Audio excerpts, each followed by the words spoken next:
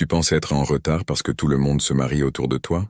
Écoute bien, tu n'es pas en retard, tu es protégé. Aujourd'hui, on te montre des couples parfaits, des vies parfaites, mais personne ne te montre les coulisses. Alors avant de te précipiter dans un mariage juste pour suivre les autres, comprends ceci, le mariage n'est pas une course. C'est une décision qui peut soit te construire, soit te briser. Aujourd'hui, tu vois tes amis fiancés, mariés, certaines ont même des enfants. Et au fond de toi, une petite voix te dit « Et moi alors ?» Mais laisse-moi te dire une chose importante. Vous ne vivez pas la même réalité. Ce que tu vois, ce n'est qu'une image. Une image filtrée, embellie, choisie. Sur les réseaux, personne ne montre les disputes, les larmes, les déceptions, les blessures cachées. Chacun expose son bonheur et cache ses épreuves.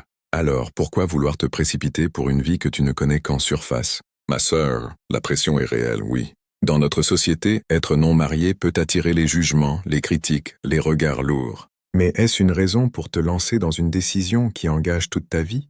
Le mariage, ce n'est pas un statut, ce n'est pas une compétition, ce n'est pas une tendance à suivre. C'est une responsabilité, une construction, une épreuve aussi. Et personne n'entre dans un mariage en espérant en sortir. Ne te marie pas parce que les autres sont dedans. Ne te marie pas pour faire des photos, pour poster des vidéos ou pour faire taire les gens. Ne donne pas ta vie au premier venu juste pour ne plus être seul. Non, attends, patiente. Fais confiance au plan d'Allah. Et le jour où tu rencontreras celui qui te rapproche d'Allah, celui qui te respecte, te comprend, accepte tes défauts, te relève quand tu tombes, celui qui sera un exemple pour tes enfants et un pilier pour ton foyer, celui qui t'aime sincèrement sur le chemin d'Allah, alors là oui, avance sans peur. Ma sœur, ton rêve est légitime. Chaque femme aspire à un foyer.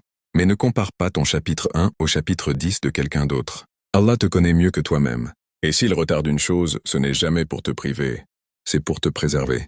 Alors respire, patiente, et garde espoir. Qu'Allah nous accorde des époux pieux, sincères et aimants. Amen.